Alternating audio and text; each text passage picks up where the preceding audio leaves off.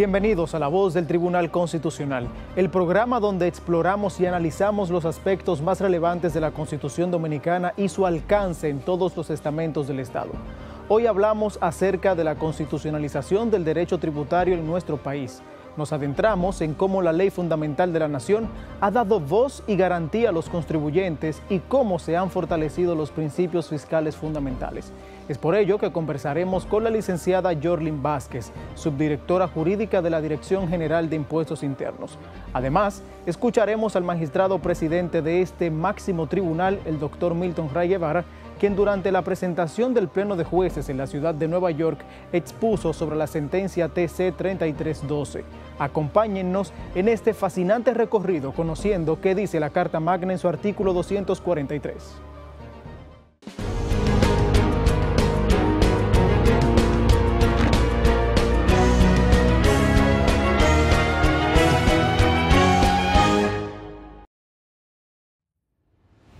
Sección tercera de la tributación. Artículo 243. Principios del régimen tributario. El régimen tributario está basado en los principios de legalidad, justicia, igualdad y equidad para que cada ciudadano y ciudadana pueda cumplir con el mantenimiento de las cargas públicas.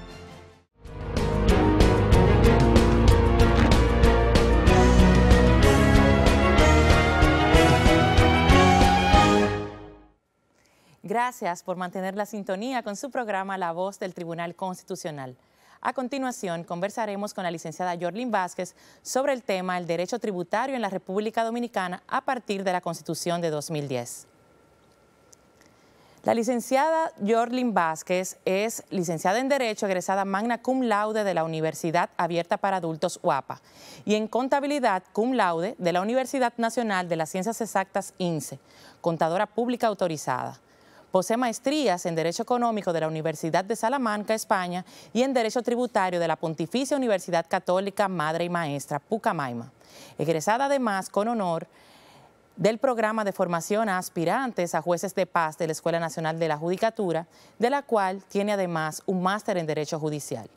Es docente de Derecho Tributario en la Universidad Autónoma de Santo Domingo UAS y coordinadora del máster en Derecho Económico y Financiero de esa casa de estudios. Docente de Derecho Tributario en la Pontificia Universidad Católica Madre y Maestra, en la Universidad Iberoamericana UNIBE, entre otras. Desde el 2016 hasta el año 2020 se desempeñó como jueza de distintos tribunales del país. Desde agosto de 2020 a la fecha se desempeña como subdirectora jurídica de la Dirección General de Impuestos Internos. Es un gran honor para nosotros tenerla aquí, licenciada. Muchísimas gracias por la invitación, por la oportunidad de compartir con todos ustedes. Gracias. Licenciada Yorlin, antes de entrar en nuestro tema central, es importante aprovechar su presencia para despertar el interés de la ciudadanía en el conocimiento de sus obligaciones tributarias. A modo general, ¿cuáles son esos aspectos relevantes que en materia de tributos debemos saber? Por ejemplo, tipos de impuestos, quiénes deben pagar, cuáles son las disposiciones legales más importantes, entre otros aspectos.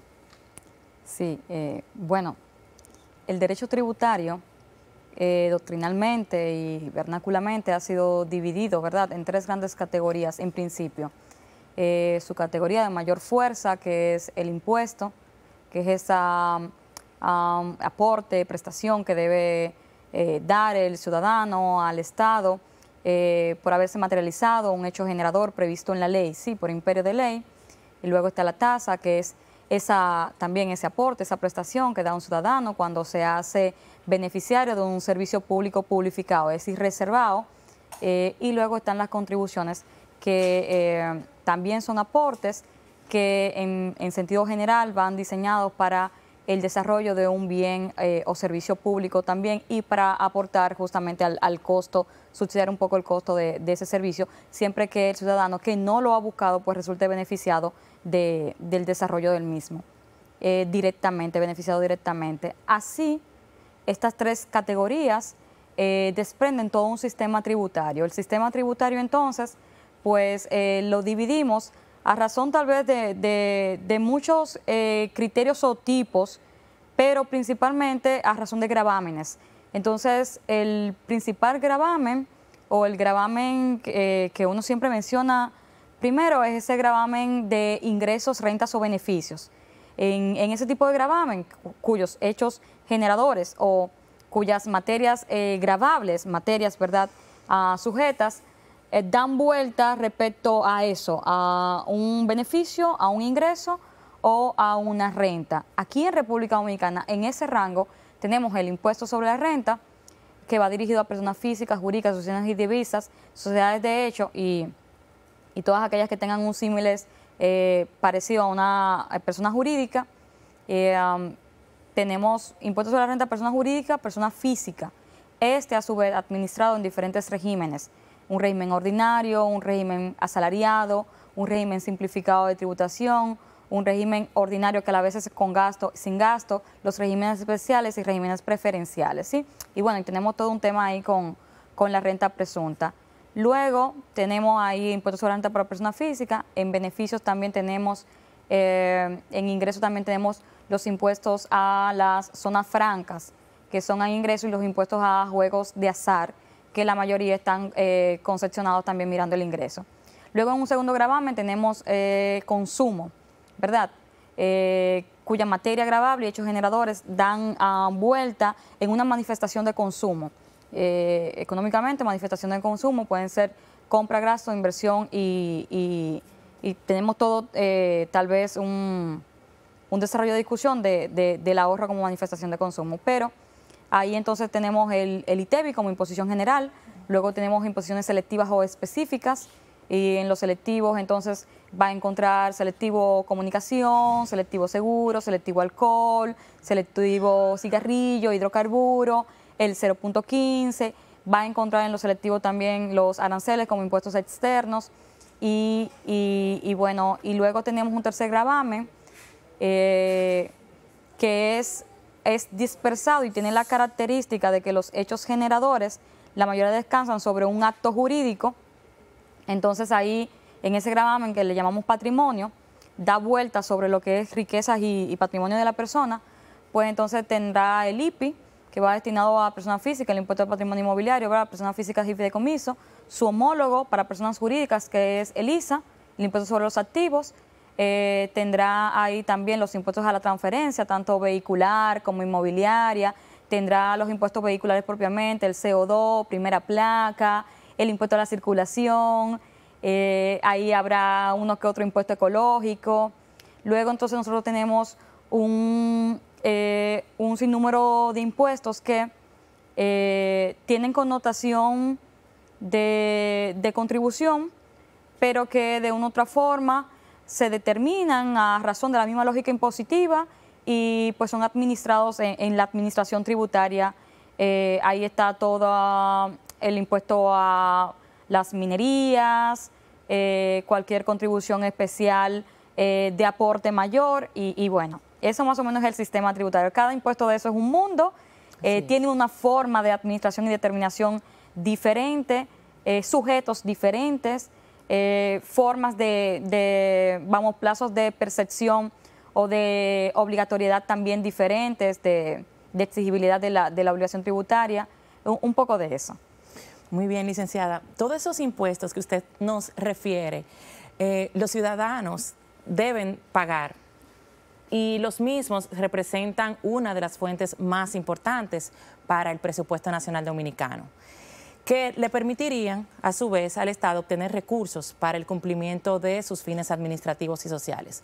Lo que tal vez no saben muchos es que todos esos impuestos que usted refiere encuentran fundamento en la Constitución dominicana.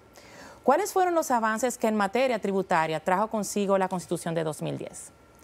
Sí, fíjate, toda la parte tributaria, la materia tributaria es un régimen constitucional, descansa justamente ahí, en esta Carta Magna. Primero, luego de todo el catálogo de derechos económicos, tenemos ahí en el 75 como deber fundamental el deber de tributar.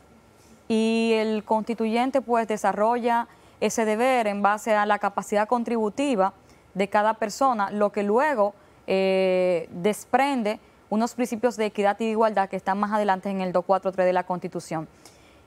Pero ahí en el 75 dice claramente todo ciudadano tiene el deber de tributar conforme a su capacidad contributiva y puntualiza el enfoque del tributo a razón de su destino, que dice todo impuesto cíclicamente va destinado a solventar cargas públicas. Por eso, y que hace lógico que el impuesto entra, va a los colectores, del colector al tesoro, del tesoro a solventar los presupuestos. Cuando el impuesto no hace ese giro, el impuesto forma una categoría que en materia fiscal le llamamos parafiscalidad. Sí, parafiscalidad, que tiene un sentido, es excepcional y cada día va más en descontinuo en las economías contemporáneas.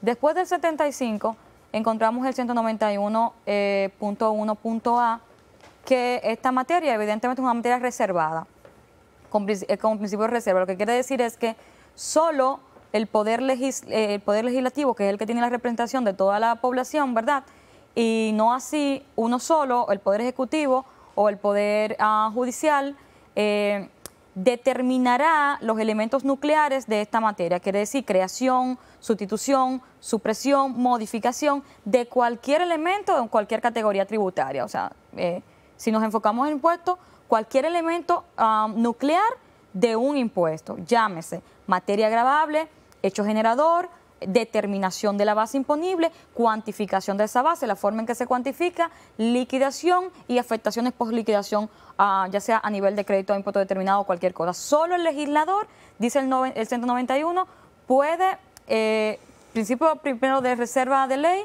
solo puede regularse vía el legislador. Y luego en el 191 entonces encontramos un principio de legalidad, que lo que dice, y el legislador solo lo puede regular entonces por un acto legislativo llamado ley. Y hace todo el sentido porque implica ese acto primero que es contencioso, o sea que tuvo un debate real a favor de los mejores intereses del verdadero vocero de la potestad tributaria, que al final es el pueblo. Fíjate que en un contrato social es el que lo mantiene, es el que hace el rol en ese contrato de mantener el Estado, pero a la vez el que hace el rol de beneficiario de los servicios del Estado. Entonces, solo mediante un acto legislativo llamado ley, el Congreso puede regular la materia tributaria. O sea, la materia tributaria no puede regularse, entonces, vía resoluciones administrativas o vías recomendaciones, solo por la ley, acto contencioso por excelencia en el Congreso. Luego tenemos el 243 de la Constitución, que establece el régimen tributario como un régimen constitucional. Ahí se despliegan los principios en que descansa este régimen, que son entonces lo que enarbolan la lógica cada vez que estamos redactando un hecho generador o una tipificación de una conducta tendente a hacer nacer una obligación tributaria. Y luego en el 244 entonces se desarrollan las bases para establecer dónde nacen y cómo se regulan las exenciones fiscales como excepciones al sistema tributario, porque el principio de igualdad es un principio justo en el 243 también. Entonces en ese 244 tenemos las exenciones, las bases para las exenciones generales y naturales, y luego también las bases para las exenciones congresuales para aquellos contratos que descansan en interés general y utilidad pública. Bien, entonces ya existe todo un marco normativo, ¿verdad?, que va a apoyar todas esas disposiciones constitucionales y contamos con él, ¿cierto? Claro que sí. Bien, no solamente se trata de esa exigencia por parte de la Administración para el pago de los tributos, sino que recientemente ustedes anunciaron una iniciativa que se trata de la Oficina de la Defensoría del Contribuyente, que viene también como a ayudar, ¿verdad?, a los contribuyentes y a facilitar todo el procedimiento del pago de sus impuestos. Explíquenos cómo surge esta idea, cuáles son las funciones de este organismo y de qué manera beneficiará a los contribuyentes. Sí, mira, la Oficina Nacional de Contribuyente o Procuraduría del Contribuyente o Defensas Generales del Contribuyente nacen en los códigos modelos. En nuestro caso, una recomendación del CIA, se conciben con diferentes competencias. Tal vez en la mayoría de países que la han implementado son competencias eminentemente administrativas. En un deber ser es un espacio que tiene el contribuyente a nivel administrativo y autónomo a la administración tributaria, en donde pues se queja respecto al proceder en la emisión de un acto administrativo tributario, sí, de proceder a la administración, y en donde evidentemente el contribuyente, pues el objeto principal de esa queja es la vulneración de un derecho en medio del procedimiento administrativo. Se supone que el defensor del contribuyente, cuando tenga competencias en ley, pues tendría la oportunidad de referirse al acto administrativo de la queja y entonces decidir un poco si lo modifica, si definitivamente lo anula totalmente, si lo modifica a la alza, a la baja, sí, porque a todo esto entonces también tiene un poco de revisión de determinación. Esa idea es más o menos la que tenemos aquí con el Protecom, sí, más o menos. Son entes de carácter administrativo, pero con capacidad de modificación de actos o de actuaciones. En este caso, nosotros no tenemos todavía las bases para que el defensor del contribuyente modifique los actos tributarios. Hay una propuesta, modificación del título 1, donde se pretenden estas competencias, y la idea con el defensor del contribuyente es que el contribuyente, vista que el espectro de la administración es muy amplio y es una cantidad de administrados, imagínense, son más de 6 millones entre contribuyentes y registrados moviendo obligaciones o transacciones o trámites en tiempo real, en demasía, sí. Visto esto, que el contribuyente tenga un espacio antes de ir a los tribunales donde pueda hacer valer sus derechos y que se resuelva el problema en una edad temprana, sin causar mayores frustraciones, y que la administración tenga la oportunidad también de tener un tercero imparcial que le diga, mira, creo que te equivocaste, mira, te estoy llamando a reconducir, porque eso, un ejercicio sano del derecho, es saludable, es saludable. Usted nos refirió en su respuesta esa modificación que se pretende hacer al título primero del Código Tributario. Hay otros aspectos que esa intención de reforma al título 1 contiene, sobre todo para adaptar el mismo a lo que son las disposiciones constitucionales actuales. ¿Puede hablarnos un poquito sobre eso?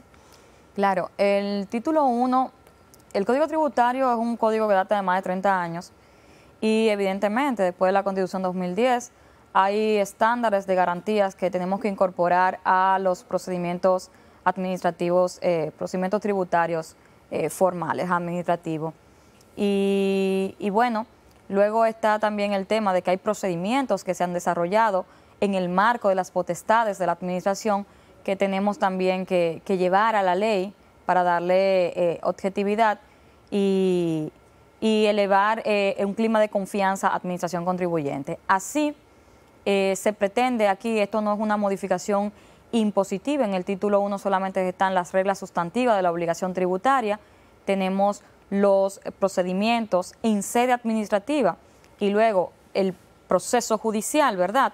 El contencioso tributario, y está la parte de las sanciones administrativas y hechos punibles. O sea, en el título 1 no se desarrolla ninguna obligación tributaria impositiva. Sí, a partir del título 2 entonces empezamos con el desarrollo 2, 3, 4, renta, ITEVI, selectivo, y ahí vamos añadiendo las leyes análogas que tienen impuestos especiales. Pero el título 1 es eso, reglas sustantivas, procesos y procedimientos y hechos punibles e infracciones, hechos punibles penales e infracciones administrativas. Entonces, ¿qué necesitamos cambiar? Un poquito mencionaré algunas cosas, no son todas, pero tal vez algunas de relevancia importante. La primera modificación que encontramos en este proyecto, debo decir claro que este proyecto se elabora con una visión holística de lo que es el derecho tributario, una comisión constituida tanto por la administración como por asesores tributarios del ejercicio privado, por el Fondo Monetario, por el CIAT, por el BID, y bueno, esperamos ya prontamente que también el Banco Mundial nos les dé una mirada. En estos momentos se encuentra en consultoría jurídica del Poder Ejecutivo para ser remitido a la brevedad al Congreso. Las primeras modificaciones más relevantes, en el artículo 2 del Código actual tenemos el tema de las formas jurídicas.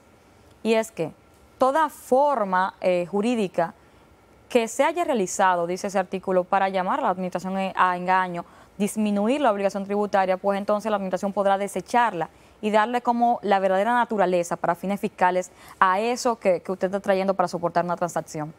En esta modificación se dice, sí, eso es así, y las cláusulas antilusivas tienen que existir en todos los códigos. De hecho, es una cláusula modelo. Sin embargo, debe descartarse siempre que la administración pueda probar el uso antijurídico, el uso superfluo, el uso simulado de esa forma, ¿sí? O sea, es un poco de que, mira, no debe ser discrecional, que tú dices, eso no fue así, yo lo doy por no cierto. Debe probarse justamente la situación antijurídica de esa forma, que está moviendo engaño a la administración.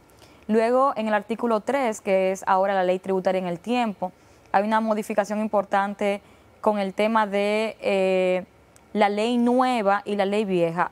En el código actual dice los hechos generadores no perfeccionados al momento de la emisión de una nueva ley, pues evidentemente entran en el rango de esa nueva ley. Entonces nosotros tenemos siempre una situación que pasa mayormente con el impuesto sobre la renta, que es el de periodicidad anual, como donde más se identifica esta situación, y es que si en medio de la renta pues ha llegado una ley que cambie, por ejemplo, la alícuota, la tasa, el hecho generador de renta no se ha confeccionado porque no se ha llegado al final del ejercicio, parece ser que esa ley nueva entonces es la que va a aplicar para cuando usted presente el impuesto sobre la renta de ese ejercicio. Nosotros dijimos, mira, vamos a dar seguridad jurídica porque aquí tal vez lo justo es dividir la renta en 2 periodos. De tantos meses para allá usted tributa con la tasa que tenía la ley vieja y de tantos meses para acá con la ley nueva. Sin embargo, eso es poco administrable.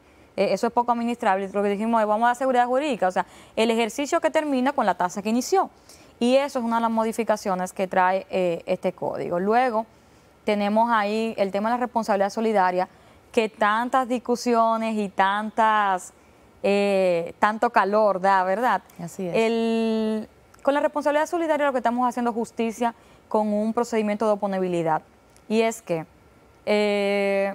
usted como gerente, como socio de una empresa, a veces sorprendido con una medida conservatoria por una deuda que tiene una empresa con una ejecución, una deuda tributaria, y nada, usted a veces dice, yo no tenía dominio, es verdad que yo soy el gerente, que yo soy accionista, pero yo no era el que tomaba las decisiones el día a día, ni siquiera sabía. Entonces lo que estamos diciendo es, mira, llama a todo el sujeto de la obligación en el procedimiento de determinación, llama al contribuyente y llama a todos los posibles responsables y hazle oponible desde el inicio de la determinación para que cuando llegue el momento de ejecutar ese crédito, entonces no hayan sorpresas. Y evidentemente el responsable también puede elevar su contrariedad, su derecho de defensa en medio del procedimiento, porque a veces tenemos personas que reposan como responsables solidarios y que no tienen nada que ver, pero la administración no lo sabe porque no han actualizado el RNC. Por ejemplo, no se han salido o no han llevado a la asamblea donde se vendieron esas acciones,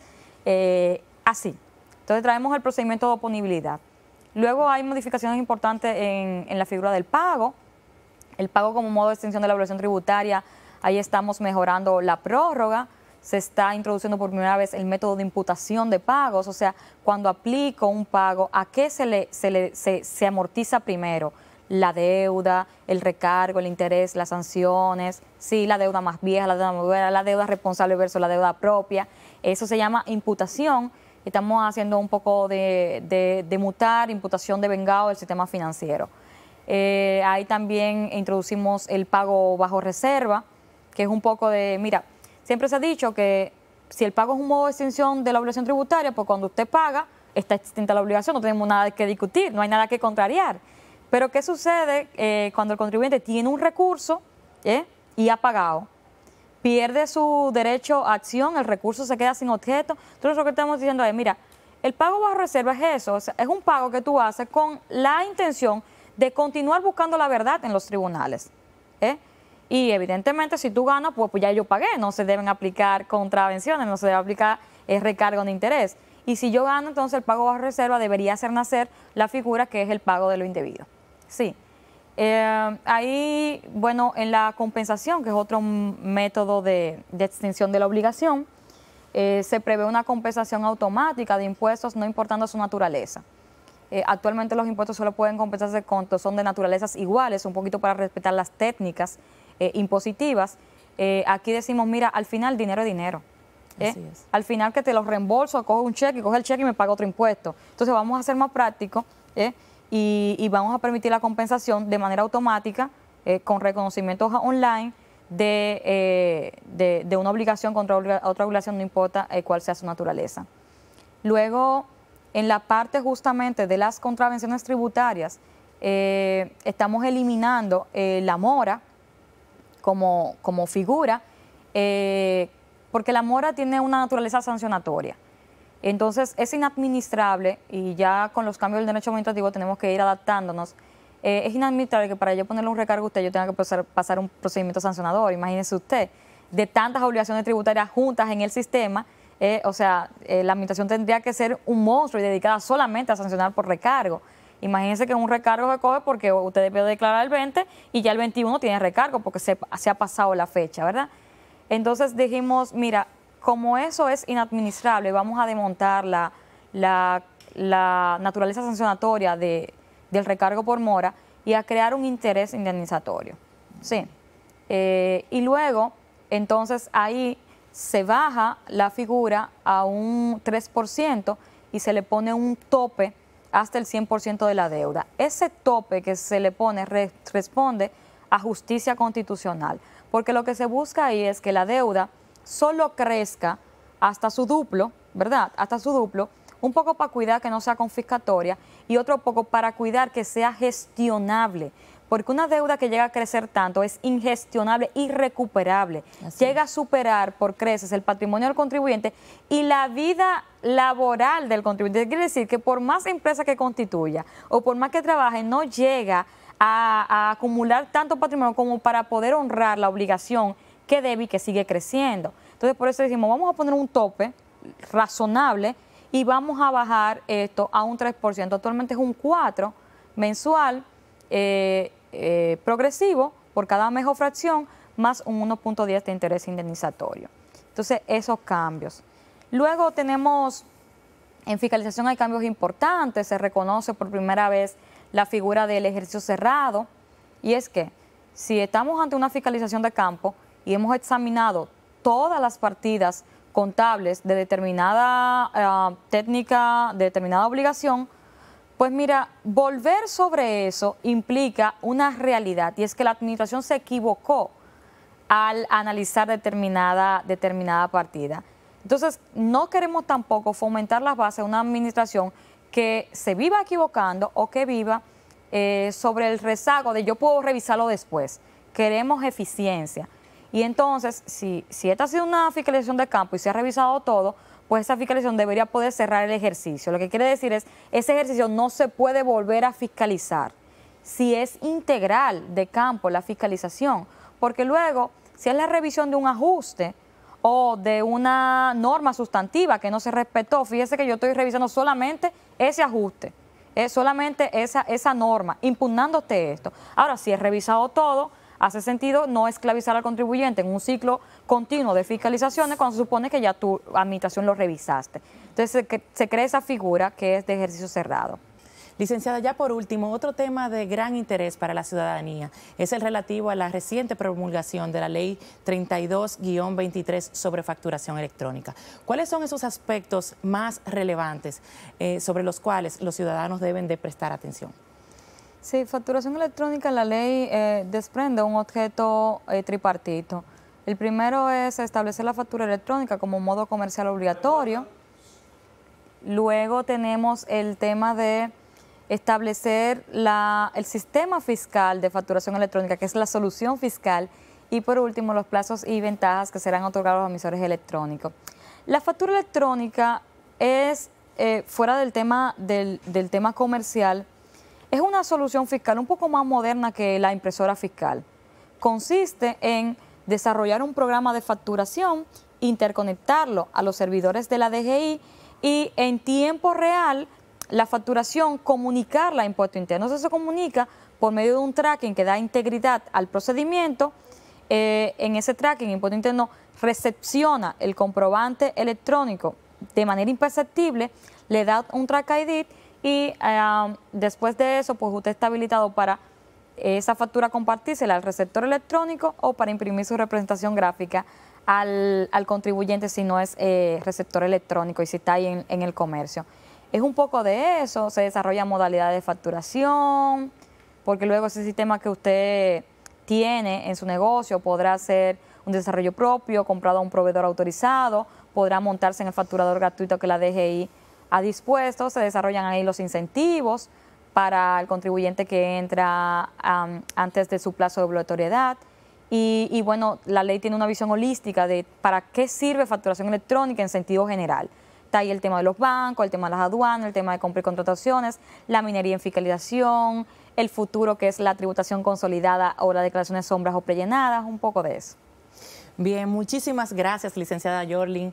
Usted nos ha brindado una cátedra magistral en Derecho Tributario en su programa La Voz del Tribunal Constitucional y estamos muy agradecidos de que haya aceptado nuestra invitación hoy aquí. Gracias a ustedes. Estuvimos conversando con la licenciada Yorlin Vázquez sobre el derecho tributario en la República Dominicana a partir de la Constitución de 2010. Quédense con nosotros. En breve regresamos con más de su programa La Voz del Tribunal Constitucional.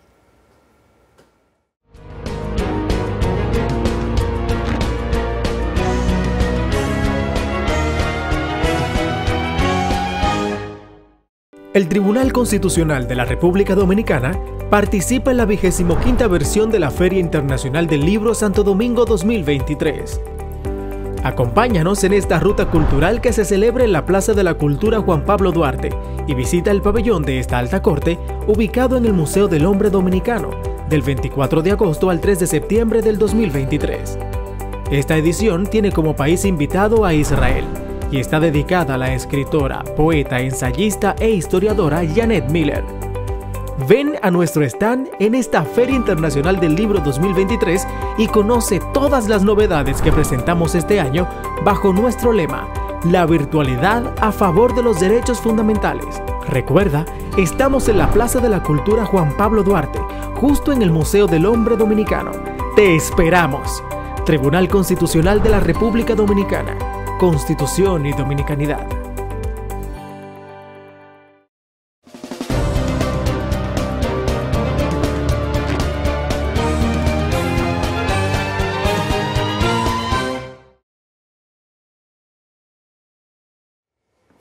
Continuamos con la voz del Tribunal Constitucional. Los impuestos son parte integral de la vida cotidiana de los dominicanos, desde el impuesto a la transferencia de bienes industrializados y servicios ITEVIS que pagamos en cada compra, hasta el impuesto sobre la renta ISR que afecta nuestros ingresos y utilidades empresariales. Cada ciudadano contribuye al desarrollo del país. Sepa más en el siguiente reportaje.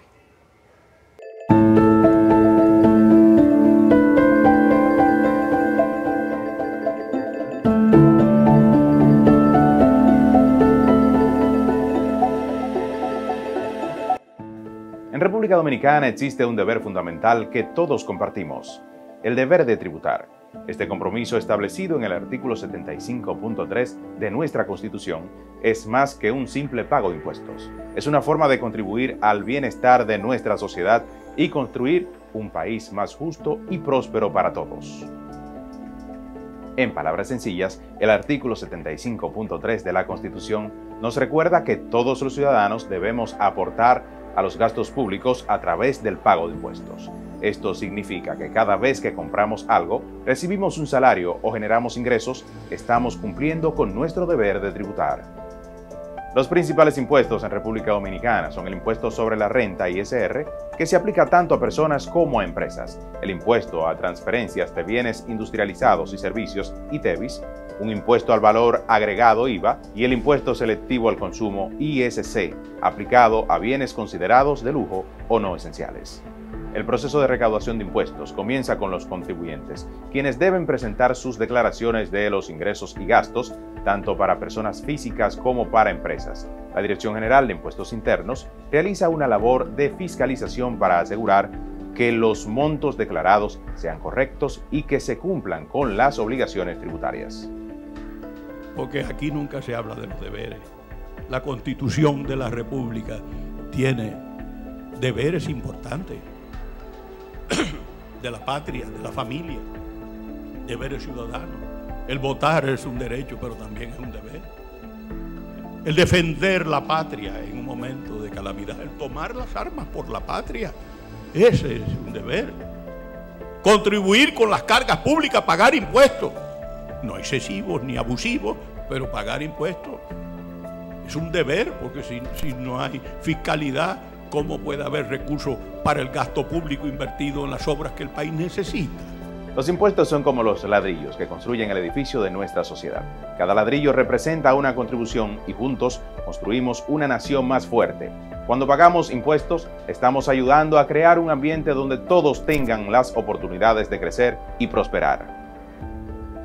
El deber fundamental de tributar es vital para financiar los servicios públicos esenciales, como la educación, la salud, la seguridad y la infraestructura. Es una forma de redistribuir la riqueza y promover la igualdad de oportunidades, lo que a su vez fortalece la cohesión social y el desarrollo económico.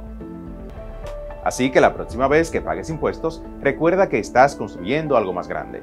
Estás contribuyendo a un país donde todos tengan la oportunidad de crecer y prosperar. El deber de tributar es una responsabilidad compartida que nos ayuda a tejer los hilos de una sociedad más justa y equitativa.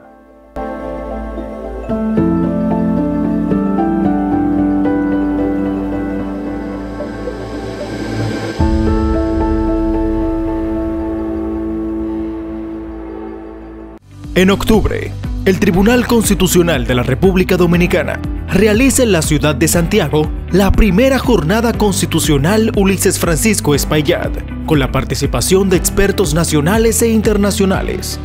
Esta actividad tiene como objetivo promover el conocimiento en materia constitucional a la comunidad jurídica de la región norte del país y fomentar la cultura constitucional en la ciudadanía, resaltando la memoria de una de las figuras más ilustres de los acontecimientos patrióticos y de la vida política nacional. A realizarse del 12 al 14 de octubre del 2023 en el Teatro de la Pontificia Universidad Católica Madre y Maestra Campus Santiago. Para más información sobre la primera jornada constitucional Ulises Francisco Espaillat, accede a www.tc.gov.do. Tribunal Constitucional de la República Dominicana. Constitución y Dominicanidad.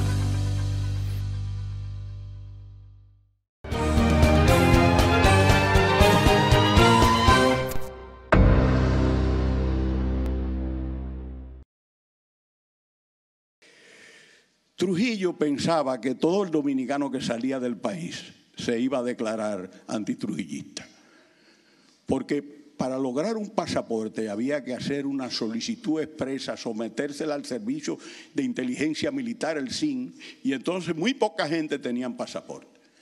Pero si la cosa era tan buena como la pintaban, debían darle el pasaporte a todo el mundo. No se lo daban porque no era que era tan buena. Todos sabemos lo que es una dictadura por esencia, es la negación de la libertad. ¿Y qué pasa? Dictó una ley, el gobierno de Trujillo en el año de 1950, de impuestos sobre sucesiones y donaciones. Y entonces una familia que residía aquí en los Estados Unidos, cuando se abre la sucesión de los finados, INCOA le quieren cobrar un 50% más de los impuestos sucesorales que le cobraban a los dominicanos allá en la mi isla. Escúcheme que yo estaba pensando un poquito en francés, mi insular. La mitad de la isla, más de la mitad. Y entonces el tribunal que dijo que eso era discriminatorio, porque ellos que residían en el extranjero al momento del fallecimiento de su padre, cuando viajaron a la República Dominicana y le pusieron los impuestos, le estaban cobrando un 50% más de lo que le cobraban a un nacional dominicano en el territorio. El Tribunal Constitucional anuló y eliminó esa disposición que hacía daño a los dominicanos radicados en el extranjero.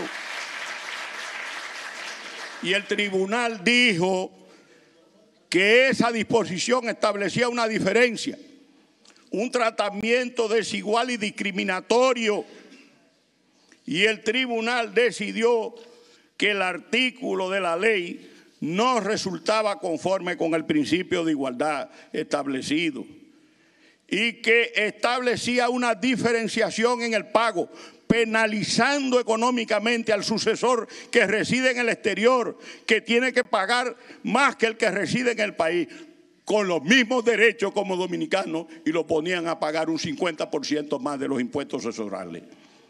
El tribunal fue más lejos y ordenó a la Dirección General de Impuestos Internos el reembolso única y exclusivamente a favor de los accionantes de la suma pagada por concepto de recargo del 50% adicional del impuesto sucesoral que por su condición de dominicanos residentes en el exterior tuvieron que pagar.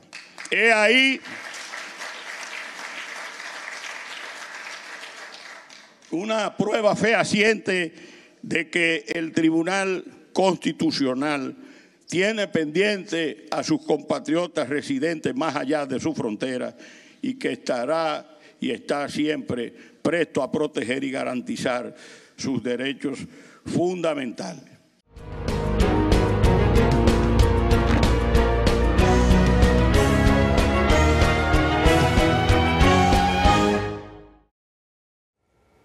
Continuamos con más de La Voz del Tribunal Constitucional.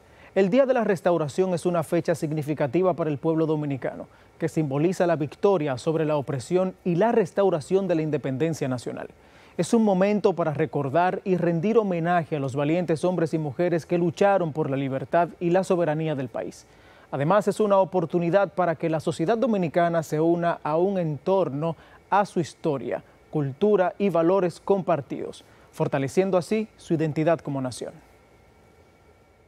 El 10 de julio de 1865, con la salida de los españoles, finalizó la anexión del país, lo que constituye el triunfo de la Guerra de la Restauración y se da inicio al periodo denominado la Segunda República, bajo el mando del general José Antonio Pimentel.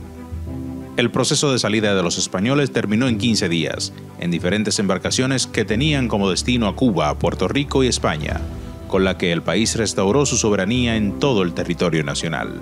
La Guerra Restauradora se había iniciado oficialmente con el Grito de Capotillo, lugar ubicado en un cerro situado en la frontera norte, en donde un grupo de revolucionarios integrados por Santiago Rodríguez, José Cabrera, Benito Monción y Pedro Antonio Pimentel, acompañados por otros 11, izaron la bandera dominicana abriendo la brecha para restablecer la soberanía nacional.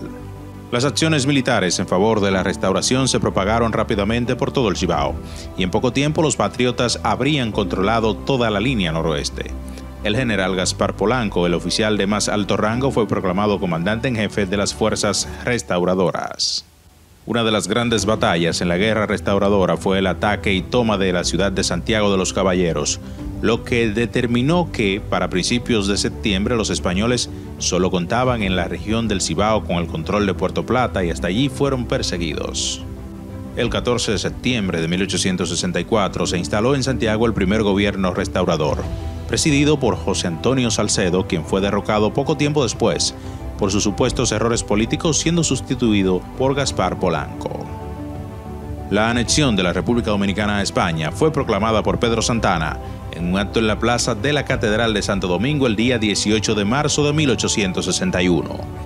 El gobierno anexionista reprimió a los patriotas sorprendidos en planes para restaurar la soberanía nacional. Es así como el día 4 de julio de 1861 fue fusilado en San Juan el prócer Francisco del Rosario Sánchez y un grupo de sus compañeros que habían entrado por Haití para combatir al régimen de facto. Las autoridades españolas cometían todo tipo de atropello contra la población en general, incluyendo la aplicación de una política conocida como bagajes, que requería de los ciudadanos entregar sus animales de trabajo a los españoles sin garantía de indemnización. Los agricultores que resultaron mayormente afectados por esta acción fueron los de la región del Cibao, quienes dependían de sus animales para desarrollar sus labores.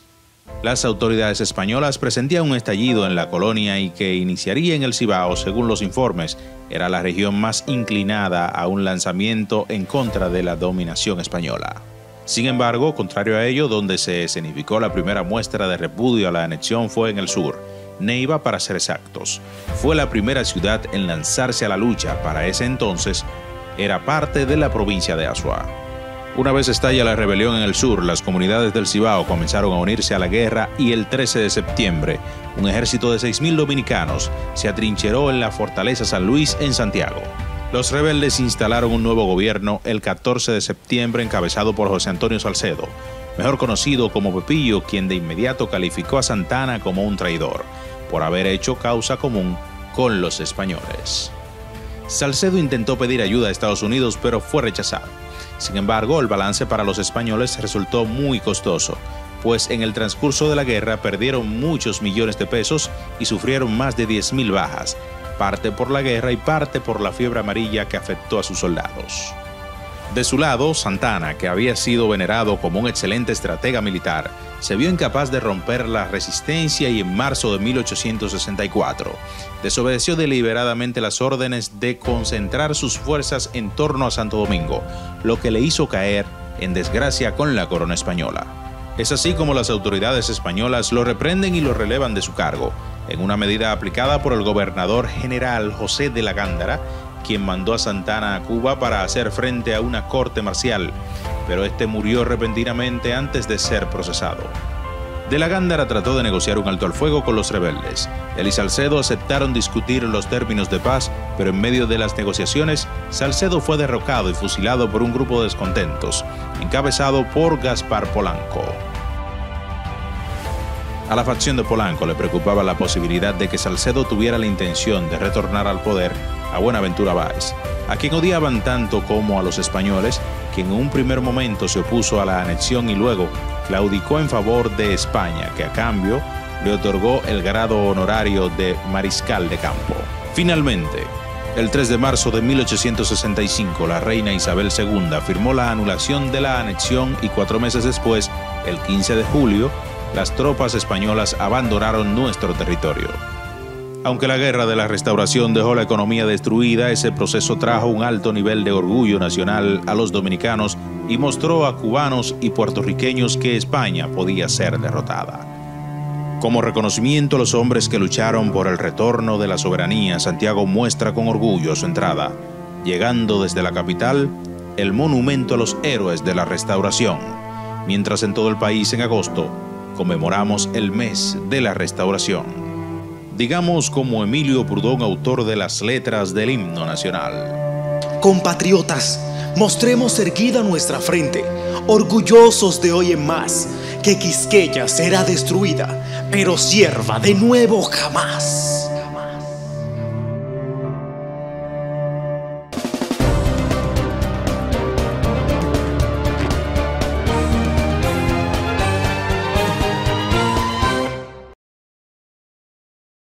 El presidente del Tribunal Constitucional, magistrado Milton Ray Guevara, manifestó en Constanza que el único camino para liberar a los ciudadanos es el conocimiento de la Constitución, por lo que reiteró que enseñar la misma en los centros educativos es fortalecer la democracia. Ha sido imposible. La respuesta es que ellos enseñan transversalmente la Constitución.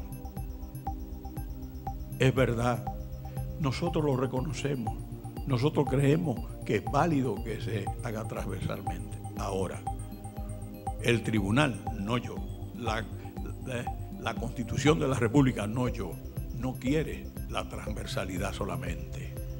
El fondo de la convivencia. La Constitución es la Biblia institucional de la República Dominicana. La Biblia es la palabra de Dios, la Constitución es la palabra del pueblo. ¿Por qué hay que ser tan avaro?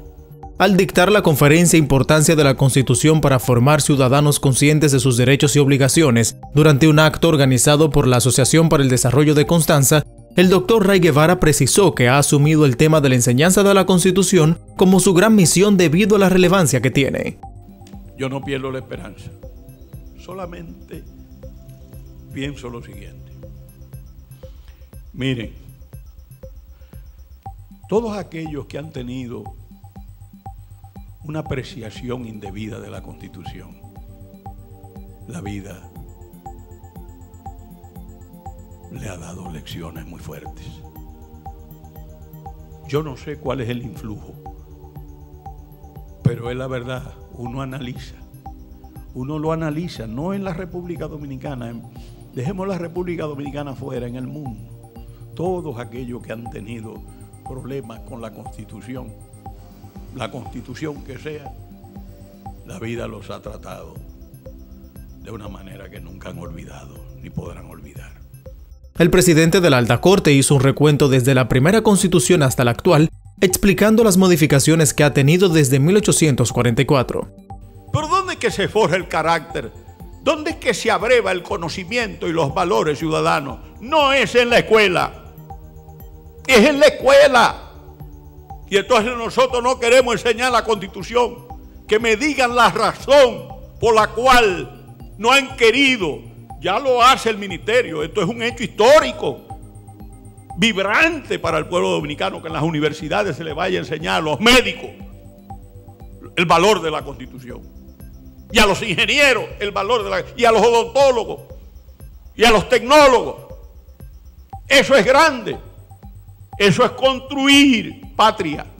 Eso es construir dominicanidad. Eso es construir valores democráticos de progreso. En una época en que en los pueblos el autoritarismo está creciendo de nuevo sin saber lo que implica el menoscabo de la dignidad.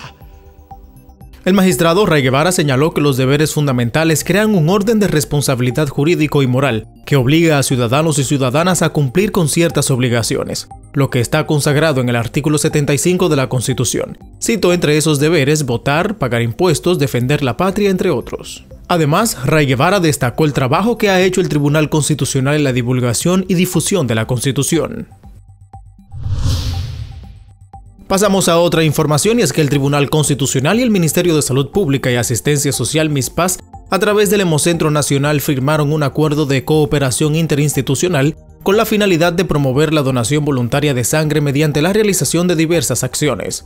Para nosotros es un verdadero motivo de alegría firmar este acuerdo interinstitucional. El convenio fue signado por el presidente del TC, Dr. Milton Ray Guevara, y el ministro de Salud Pública y Asistencia Social, Dr. Daniel Enrique de Jesús Rivera Reyes, en la sede de la Alta Corte, en presencia de funcionarios del área de salud y servidores constitucionales. El magistrado Ray Guevara manifestó que la rúbrica del convenio es motivo de alegría debido a que la sangre es esencial para salvar vidas, y en ocasiones obtenerla es un proceso tedioso. Y nos sentimos profundamente complacidos de la firma de este acuerdo y del interés que usted ha mostrado, señor ministro, de acompañarnos en esta oportunidad. Esperamos que los frutos del acuerdo sean sazonados y que eso nos permita salvar vidas o por lo menos mitigar el dolor ajeno cuando la vida lo presenta. Ambas instituciones se comprometieron a fomentar campañas educativas y la sensibilización para motivar la donación de sangre, teniendo en cuenta que la salud es un derecho reconocido por la Constitución y que este líquido resulta indispensable para la vida del ser humano. Con donar una sangre vamos a salvar, tú no sabes a quién. Va a despertar de un choque hipovolémico, va a despertar de un sangrado masivo, va a oxigenar para una leucemia, una anemia importante, un cáncer importante, para poderle dar otro chance de vida. Al final, lo que ustedes están firmando hoy es una alianza de vida, una alianza de corazón, de que vamos a transfundir a muchos amigos y amigas que no lo van a saber, que ni saben quién donó, pero lo importante es que tú en tu corazón sepas que fuiste tú que la salvaste a esa persona. Así que gracias al Tribunal Constitucional, don Milton Ray Guevara, por este hermoso encuentro. El acuerdo, que tendrá una vigencia de 3 años, establece que desarrollarán colectas periódicas en la sede del TC y sus dependencias, y se crearán las facilidades necesarias para la donación voluntaria sea una experiencia positiva. El presidente del Tribunal Constitucional, magistrado Milton Ray Guevara, recibió la visita del presidente de la Asociación Nacional de Jóvenes Empresarios, Ángel Jaime Senior, quien le entregó un ejemplar de la primera edición del estudio El votante joven dominicano y su impacto en la consolidación de la democracia, en el que se evidencian los retos y oportunidades que ocupan a la juventud frente al proceso democrático. Ray Guevara aplaudió la iniciativa de Ángel, resaltando que la juventud es el futuro de la patria y el voto una expresión importante de los derechos ciudadanos. El ejecutivo de la entidad empresarial asistió a la corte junto a Sol Disla, directora ejecutiva, y Boris de León, vocal, quienes recibieron un kit de publicaciones editadas por el TC. En la reunión, el magistrado Rey Guevara estuvo acompañado por la abogada Maribel Reyes en representación del equipo de letrados del Tribunal Constitucional.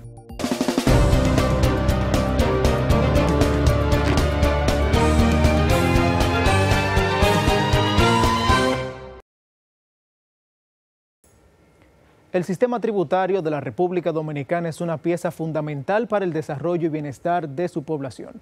El compromiso de los ciudadanos con sus obligaciones fiscales y la gestión responsable de los recursos por parte del Estado son claves para construir un país próspero y justo. Agradecemos a nuestros invitados y a todos ustedes, nuestros televidentes, por acompañarnos en este recorrido por el mundo de la justicia constitucional. Nos vemos en el próximo capítulo, donde seguiremos explorando los temas que definen y consolidan nuestra democracia. Hasta pronto.